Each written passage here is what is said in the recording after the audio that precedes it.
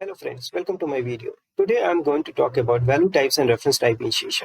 It's one of the most basic concepts in C#, but very important to understand. We'll see what value type and reference type are and we'll play with some examples to understand it. We'll also talk about pass by value and pass by reference concepts and many more in this session. So before we get started, just a quick reminder to subscribe my channel, hit the red button and don't forget to click on the little bell icon. That way you'll be notified every time I upload a new video. Okay, without any further delay, let's get started. Value types in C#. What is value type? A data type is a value type if it holds the data within its own memory allocation. So it's a very important information given over here. The memory allocation, right, of the data type that also store data value. Then those data type are called the value type. Okay, let's understand it with the help of example. Int I is equal to 5, where int is a variable type, I is a variable name, 5 is a data value, right? So when we write this statement int I is equal to 5, CLR allocates some memory to store these information, right? So if you see this image for value types over here, it simply depicts that value type gets stored in a stack memory, which is a part of random access memory, right? So for value type int, we got the memory address allocated by CLR in a stack, which is this one, 0x0010001, right?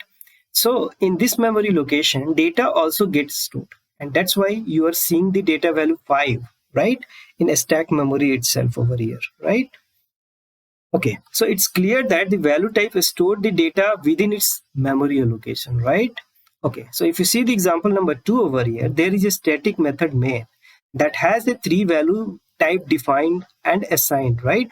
Int I is equal to 5, int j is equal to 7, boolean b is equal to true, right?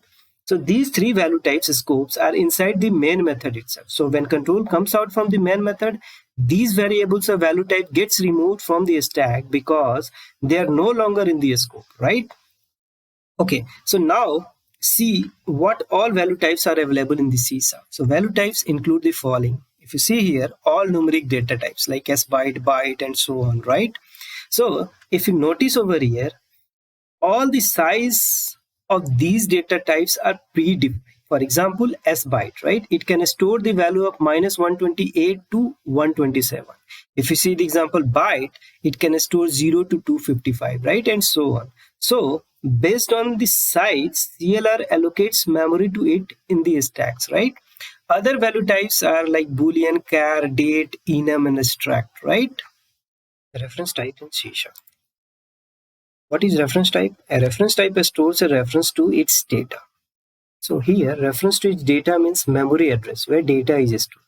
The reference type stores the memory address of the data instead of actual data into it. Okay, let's understand it with the help of example. Let's suppose we have employee class and it has 2 attributes, imp id and name, right? So imp id is of the int data type, name is of a string data type. So here I declared the even variable of the employee type, right?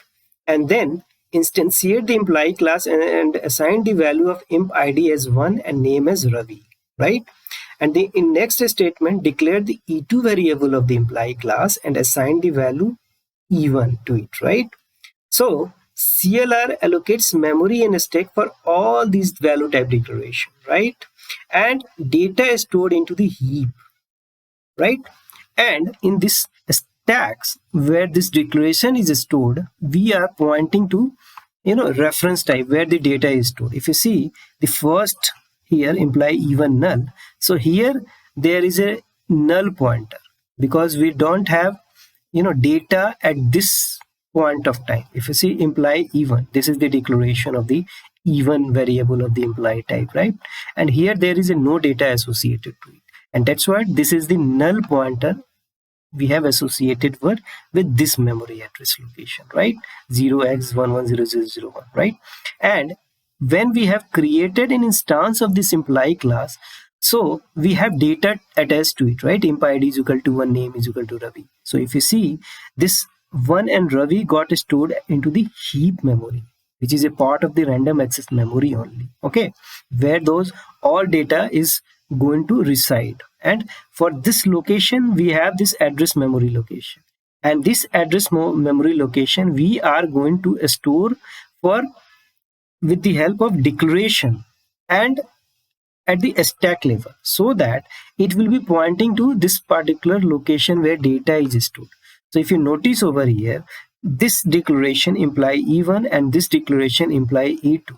We have the same memory address location of the data, right, which is pointing over here. So in future, if there is going to change happen by this E1 object, okay, at this data, so it is just going to get reflected for the imply E2 variable also, right, E2 object also, because both are pointing to the same data only, which is of this address location, right? So that's the beauty of the reference type. So whenever we are going to, point to the exact data, even with the help of two references, we can do so with the help of this reference type, right? Okay, so there are a couple of the reference type we have in C Sharp, like string, arrays, class, delegate, and so on. Passing by value in C Sharp. What does it mean by pass by value? Pass by value means the actual value is copied to another variable. It's the default behavior. Okay, let's understand it with the help of example. Let's suppose we have main method where we have declared int a is equal to 10, and then we have printed this statement message from main before a square method call, and then here we have printed this a variable, right? And then we are calling this square method and passing a variable to a method by value, right? And then after that we have just written this console statement message from main after a square method call, and then we are printing again the a variable, right? And then console.readline. So if you see this square method, which is a nothing but the static method that accepts int variable, right? And then whatever the value that we are going to get it, it is just multiplying by its own value, right? And then it is just printing this statement message from inside a square method and this a variable. So what is the outcome is, coming after multiplication to its own value, and that's what it is just going to print into this console window, right? So if you see the output over here, message from main before a square method call is equal to 10. So if you see here this first statement, int a is equal to 10, and that variable value that I have printed into this statement, right? And that's what we are able to see as a first statement, this 10 value, right? And then a square method was called, and in a square method we have multiplied to its own number, and that's what 10 into 10 is equal to 100, and that's what this 100 got printed, right? And that's what this message is coming, message from inside a square method 100, right? And then when the control comes over here, console.writeLine, I just wanted to see what is the value of the a variable after executing this square method, right?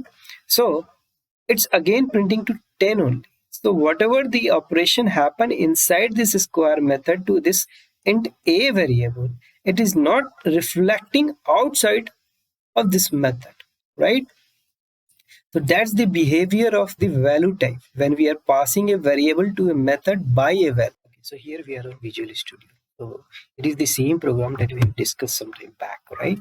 So here we have main method int a is equal to 10. We are printing before a square method call this a variable value, and then we are calling a square method, and here that statement it getting printed from this square method message from inside a square method, and before printing this a statement we are multiplying with a only. So here we are passing 10, so 10 into 10 is equal to 100. So 100 it is just going to get printed over here in this variable, and once the control comes outside of this square method, then it is just going to print this statement after a square method call, and whatever the value that a variable is having, that is going to get printed, right? Okay, so let's execute this program and see the output. Okay, if you see the output got appeared, right? A square method call, before a square method call, and after a square method call. The value is having only 10 value, 10, 10, right? And the message from inside a square method, it is just printing 100. So whatever the operation happened inside this square method, it is not going to get reflected outside of that method. So a scope of that variable, it's there inside a square method itself. It is not going to get reflected outside, and that's what we are seeing in this output, right? Passing by reference in C Sharp. What does it mean by pass by reference? Pass by reference means the calling method passes the address of the variable instead of the actual values. So any changes made inside the actual method would be reflected in the calling method. Okay, let's understand it this example. This is example similar to pass by value. Only the changes that I have made it over here. While passing this a variable, we are passing by reference instead of passing by value. Okay, and if you see this square method, we have just write ref int a. What does it mean? We are going to accept a variable of as a reference type.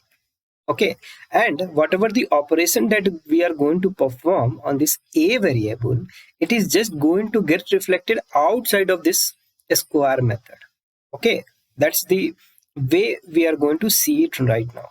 Okay, so here what we are doing, we are just printing this before a square method call a variable value, and then a square after a square method call a variable value, and also we are printing inside this square method this one console.writeLine message from inside a square method a variable, right? A variable value whatever after operation it is having.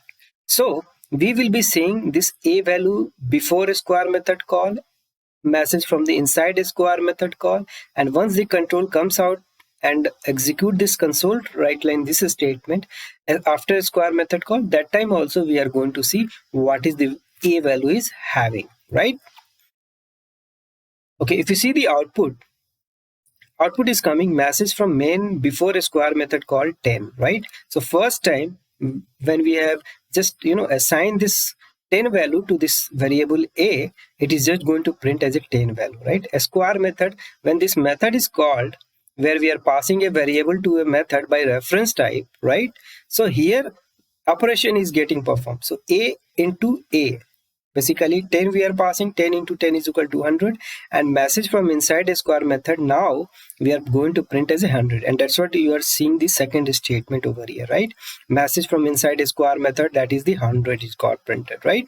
When the control comes outside, here also we are going to print a variable value, right? So what value is coming? 100, right?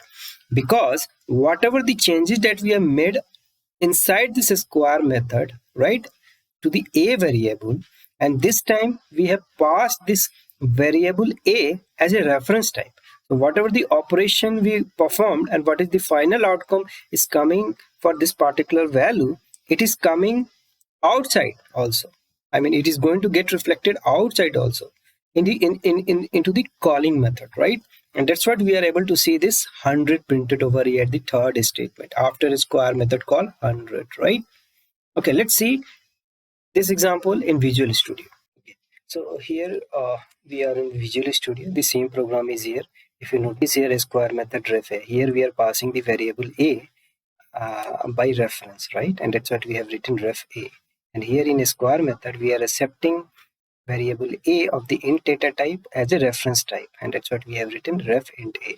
So whatever the operation that is going to perform on this a variable inside this square method, it is going to be reflected into this calling method itself, which is nothing but the main method over here. Okay, so what we are doing over here, we are just printing this square before a square method called this a variable. So here a we have assigned as a 10, that's what ideally it should go and print this statement as a 10, and then whatever the operation that is happening in the square method, this statement is going to get executed, and finally when control comes into this statement outside of this square method, then this message from main after a square method call and this a variable value is going to get printed.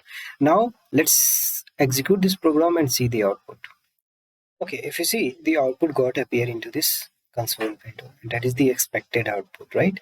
First statement, it got printed message from main before a square method call is 10, message from inside a square method 100, and the same 100 a variable value, it is going to reflected outside in the main method also, and that's what this statement having this value as 100, right?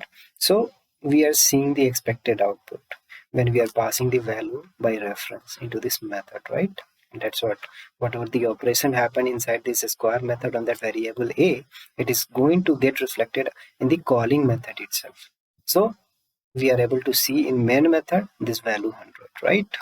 Example of reference type in C#. So here we are going to see the example of reference type in C#, how it is being used in a program, right? So let's understand it with the help of example. So here we have employee class where we have two attributes, imp name and project allocated. Imp name is of a string data type, project allocated is of the boolean data type, right?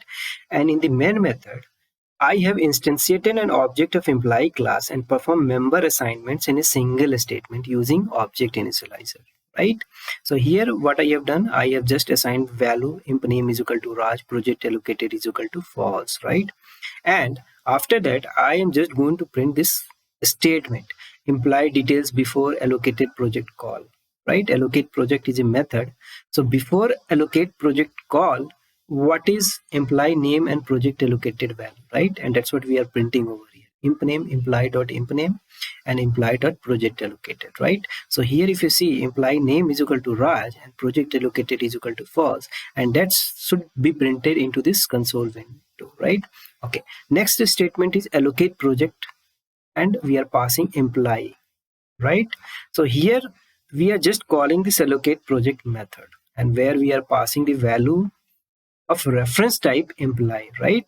So if you see this allocate project method where we are accepting this imply of imply object of imply type, right?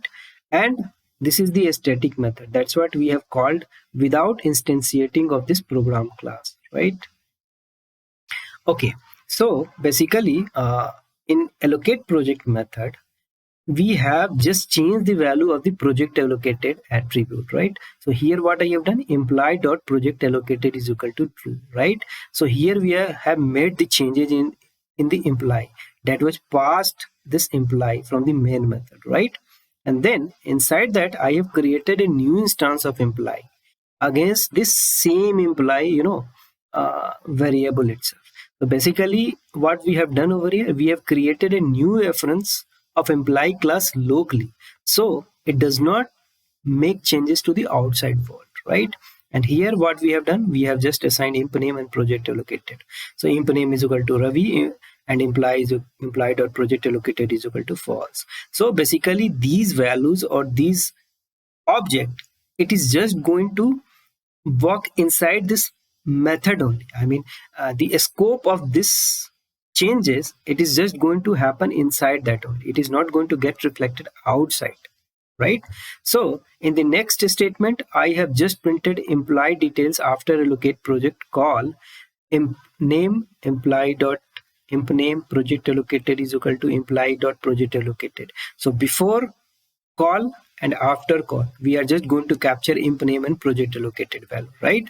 Now if you see the output, imply details before allocate project call imp name is equal to Raj and project allocated is equal to false, right? This is the value Raj and false, right?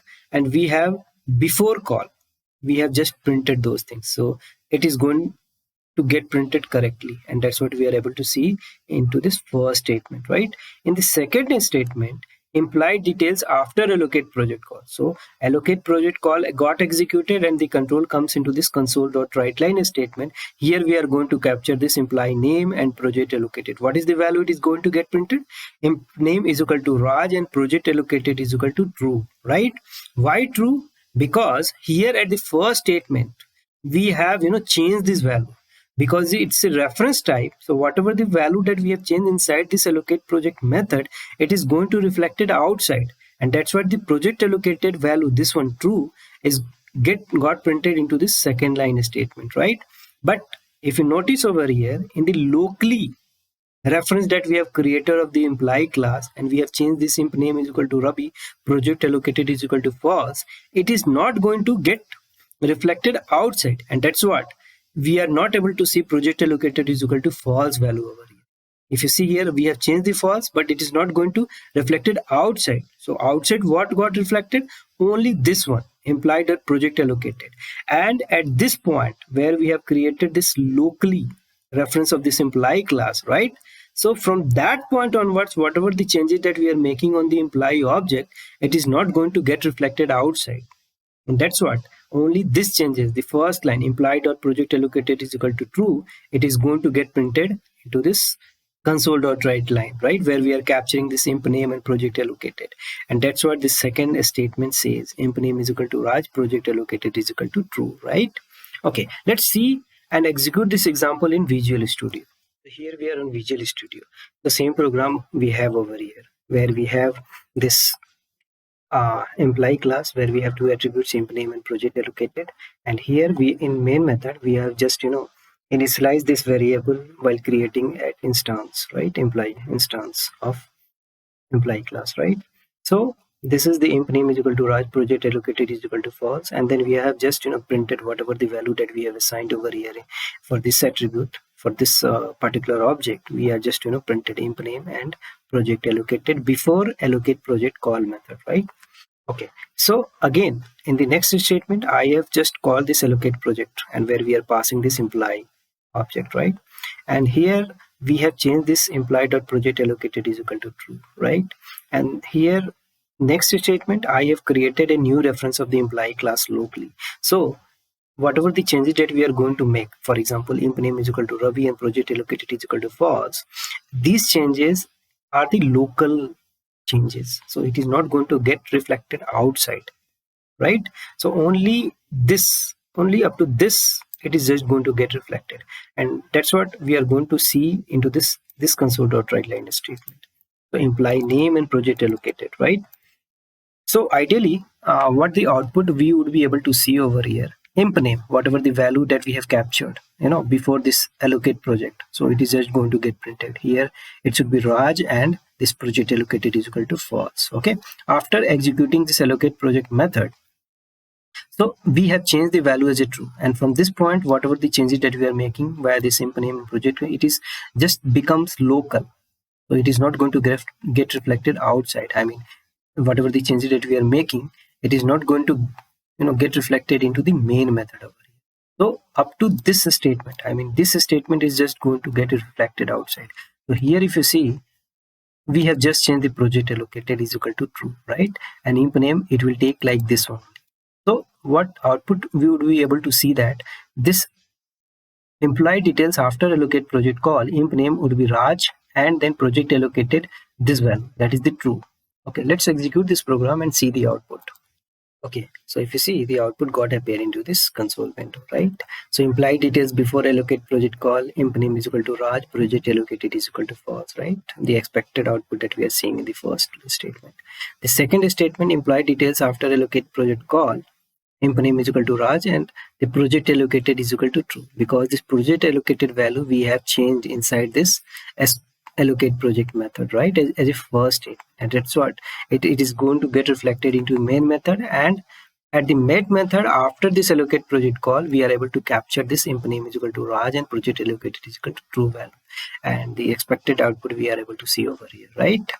When to use value type and reference type in C#. So here we are going to see at ideal situation where we can go for the value type and where we can opt reference type, right? So when to use value type? When we want copies to have an independent state. What does it mean? As we know, by default, value type is passed by value, and thus actual value is copied to another variable. So another variable just have a copy of data, and it is nothing related to the actual variable data. So it is having that independent states, and that's what this first statement is saying. When we want a small immutable types which represent values, then we can go for the value type, right? When we don't want to worry about the data being changed by any thread, because we are sending the data as a copy of that particular actual data. So if any changes is done by the any thread, we don't need to worry about those things, right? Okay, so fourth statement says when we want data to access fast. As we know, value type data is going to get stored into the stack, and while accessing data from the stack, it's faster. So when there is a requirement to get the access data fast, we can opt value type, right? Okay, when we want data that has a shorter life, as we know, this value type is being used just for the a small period of time. So when we want data that has a shorter life, we can opt value type in that situation, right? When to use reference type? When we want to work with the exact same object. Let's suppose we have created two objects, right? And from these two objects, we are pointing to same data source location, which is stored at the heap, right? So either we are going to work with one object and we are playing with those data, right? So same data is going to get reflected into the another object also. So that's the beauty of reference type. So if this type of requirement we have where we want to point same data object, we can opt reference type, right? Okay, so when we want to create a shared mutable state, we can change the value when it is needed, right? And it is shared among different object altogether, and that's what this reference type is very much useful in that situation. Okay, when we want data that has a longer life, right? Summary of value type versus reference type. Here we are going to see the overview of the value type versus reference type. The value type holds the data within its own memory allocation, whereas the reference type stores a reference to its data. Value type can't contain a null value, but exception is nullable type, where we can have the null value. The reference type can contain a null value. Value types get stored on the stack memory. We have already seen, right? Reference type gets stored on managed heap memory. Value type must derive from the system.value type, whereas reference type can derive from any other type except system.value type, as long as that type is not sealed. It's very, very important. We need to keep in mind. If the type is sealed, we cannot derive it, right? So that's the thing. Okay, variables are passed by value. By default, whenever we are going to use value type, those variables are passed by value. So that is a copy of the variable is passed into the called method, right? Variables are passed by reference by default. That is the address of the value is passed on the called method. So whatever the changes that is happening into that variable, it is just going to get affected at the actual value, because we are just sending to the address to that particular variable, right? So that is very, very important. Okay, variables of value type die when they are out of the defining scope. We have already seen. Let's suppose we have couple of value types defined into the method, and method scope is ended. Then that variables of value type die because they are out of the defining scope, right? Variables of reference type die when the object is garbage collected. It's a garbage collector duty to remove the object from the heap when variable of reference type is not going to get refer anywhere, right? Okay, so value types are always sealed and cannot be extended, whereas if reference type is not sealed, it may function as a base or other types. That's the thing. Okay, so now that brings me to the end of my session. To sum up, in this video, we saw what value type and reference type are. We also saw how to pass variable by value or by reference. Then we discussed when to use value types and when to use reference type in a program. And finally, we did the comparison between value types and reference types, right? That's all for today. If you like this video, hit the like button, share it with your friends and colleagues, subscribe to my channel if you haven't done already. Thanks for watching. See you next video.